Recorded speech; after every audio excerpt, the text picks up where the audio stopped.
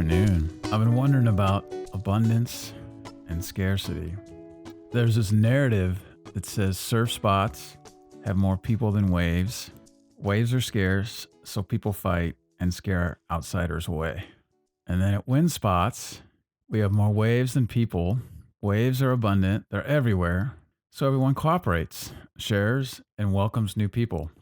So I'm out at Sherman Island the past couple weeks, and a surfer turned winger hears that I had a hole in my wing, and he tells me, "Oh, my neighbor fixes kites. He can drive me there, and then if it takes longer than I'm there, he can deliver my wing back to me when it's fixed, and all is good." And a big shout out to both Joe and Bruce Sheldon for doing that for me and fixing my wing. Stoked.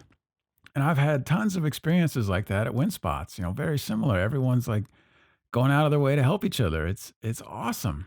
And then I contrast that with my surf experience.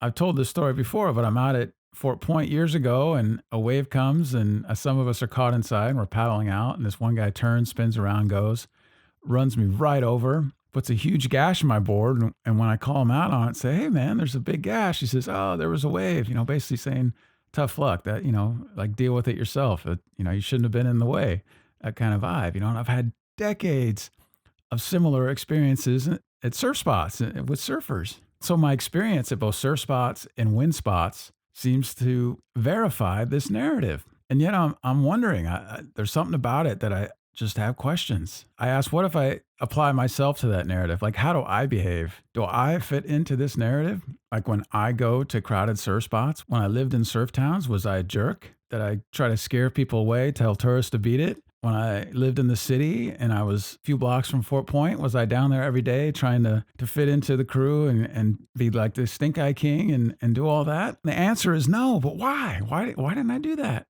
Why don't the friends that I surf with do that?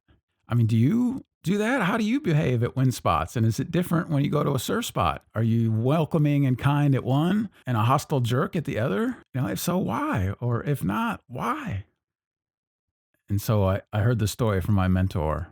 It's an old story. By now, I think it's everywhere. And the story goes like this. An elder is sitting around the fire with the grandchild and says, "I have this battle going on inside me between a good wolf and a bad wolf." And the grandchild asks, "Well, who wins?" And the elder responds, "Whichever wolf I feed." I sometimes have mixed feelings when I'm at a surf spot, surf foiling. I'll see a surf school on the beach. They all have the same jerseys on. There's probably a dozen of them, maybe more. They're getting ready to paddle up. I'm like, oh man, I know as soon as they get into the lineup, it'll be crowded. They'll be spread out in a way that it's not safe for me to fly through them. I'm going to have to give up the juicy sections that I like, what I can really do, the high speed, high G turns. I'm gonna have to stay out on the shoulders and go around them and do more pumping and kind of cruisy stuff. So there's a part of me that's super bummed. I'm like, man, like I see them coming. I'm like, oh, I better hurry up and try to get one last turn before they get out. And at the same time, I know most of those surf instructors. We're always friendly. We say, "What's up?" So seeing them, it's great. It feels good. We chat, we talk a little, where we're going to go, what's the surf like, that kind of thing. And without a doubt, every single one of them is putting out good vibes, like amazing vibes. They're just stoked to be out there. They have a real high vibrating attitude about being in the water and how fun it is and how lucky we all are. It's great. And seeing the beginners that they bring with them, I love seeing them catch their first waves. It's like the huge smile, that stoke, that beginner's mind of just being so happy just to be out there. And they're doing this thing for the first time and they get up. And even though it's like a nothing wave, it's short, they're stoked, it's super fun for them. And so that joy that they have on their face, for me, it's super contagious. And hearing them let out the hoots, this is the tiny knee-high wave, no power, nothing, slow ride, and they're super stoked. And when I foil around them, by them, and they see foiling for the first time, usually they're just mystified. Their minds are blown. They're like, "Wow, that is so amazing." And they come up and they tell me that. They're like, "Wow, that was incredible." And they ask about it. And it feels great to hear that. I feel like I'm doing the service of showing them this amazing thing and get to be the ambassador who introduces foiling to them. In Santa Cruz, year after year at the Paddle Fest, I've seen whitewater kayakers from all over the world come to town, rain or shine, regardless of conditions. And some years the waves are terrible, like so small, so weak, or stormy onshore, just garbage, the kind of stuff that most people wouldn't even look twice at. And the white water folks are out in their kayaks or whatever gear they bring, and they get on a tiny little junky wave and they let out the biggest hoots like they just got barreled at pipeline or something. They're so stoked. They don't care what the conditions are. They're just stoked to be out there. Like, so I'm wondering, like, why is it? How is it that some people can hold on to this and be this way, and others struggle with it, or they go the other way, and they're all nasty and trying to get people away and hog a certain kind of wave. Like, what is that? When I used to shortboard surf in Santa Cruz, I would pass right by what is now the foil spot. And I would look at it as I'm going by, and all I saw were weak, lame rollers. Even if there was no one out, I could have had it to myself. All I saw was worthless junk. I didn't want any part of it. I immediately continued on to the next break up, this world class point break. And even though there could be 50, maybe upwards of 100 people out, and half of them are on giant boards, big long boards where they can paddle circles around me, and I have no chance of catching a wave. And there's strong current when a big swell's running, and I could be out there paddle battling for 3 hours. And on these days, I felt lucky to get a handful of waves, and super really lucky if I got a set wave or a few set waves. And just the view I had then, I couldn't see the joy of anything other than shortboarding. That was all there was. Any other craft was like lame, I looked at it as like that shouldn't even be out here. That's how, in this like way of thinking, and I'm wondering, like, why was that? I wasn't getting any waves.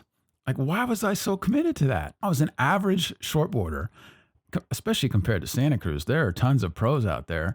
And so I'm not impressing anybody with my fancy turns or big moves, or, if I got wave of the day, I wasn't riding it at the level that a lot of those people can. So what was in it for me? What was I chasing and so committed to? At this time, I had driven by the wind spots plenty of times and seen like incredible pro level moves, the loops, the flips, like the kiters doing big rips and hacks and stuff. And for some reason, I couldn't see the value there. Like, why? Why are so many other surfers, especially seems like shortboarders, we can't see it? We look at that and go, that's not surfing. That's something else. I don't want any part of that. Like, why? Now with a quiver full of foils and wings and all my shortboards and other surfboards collecting dust and haven't been ridden in years, I have zero interest in going to the hostile point breaks. I want the spot a few hundred yards down the beach, the spot with the mellow vibe. And there, the thought of not getting lots of good rides, that doesn't even enter my mind. It's hard for me to even conceive of missing the waves I want. And the best part is I'm not taking any waves from the longboarders or whoever else is out there. We can ride the same wave and have plenty of room. And I'm riding until my legs are burnt. The rides are so long, I'm doing so many turns that my legs are cooked and I can barely stand anymore. And I'm too tired to paddle back out and catch another wave. And these are long, fast rides. I'm doing turns that I couldn't do on any other ride. And plenty of the perfect set waves that on a foil are just unreal, they go unridden. And this happens all day. As foilers, we often show up in a group. And even with that, we all go out at the same time. And there's still more than enough waves for everyone. And again, we're not taking any waves from the people who are already there. We're able to go around on the shoulder. We've like expanded the wave count for everyone. I trip out. Like, there are hundreds upon hundreds of surfers, if not thousands of surfers in Santa Cruz. And in the 4 years that I've been surf foiling, I don't think I've seen more than a dozen. And that number dwindled for a while. I mean, it's back up recently, but why so few converts? I mean, they see us out there all the time. I've made and posted tons of videos. Like, why? Why is everyone committed to that way that I used to be, like super stuck in this very narrow way of seeing surfing? I'm reminded of this idea in a book I read a long time ago, The Celestine Prophecy. And the way I remember it, the indigenous peoples, they didn't go extinct. They just became so open and were vibrating at such a high frequency that those who were closed-minded could no longer see them. That ties into me as a shortboarder. I couldn't see the wind waves. I couldn't see the windsurfers as surfers. I couldn't see the kite surfers as surfers. I couldn't see the fun they were having. And I look back at my former self and I'm asking why? Like, why that I put up with all that suffering and groveling and competing for a 5-second ride, and the isolation of the paddle battle, of feeling alone and everyone around me is a threat and trying to get waves from each other.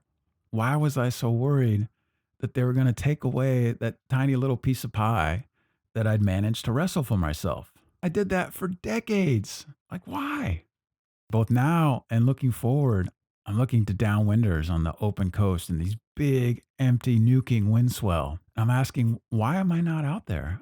Like, what am I afraid of? Or what's keeping me from joining in these runs? There's a crew of people doing it. They've got it figured out. They've got it wired. But why? What's holding me back? I see that they're usually doing these runs with coordination as a group, many hands playing together so that everyone has fun and returns safely to the beach. And on a bigger scale, I'm wondering, what do we need to come together more?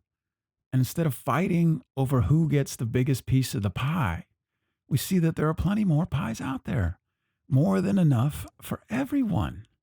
What if the real gold, the true nugget, is the community, the tribe coming together and creating a bond that lasts in and out of the water?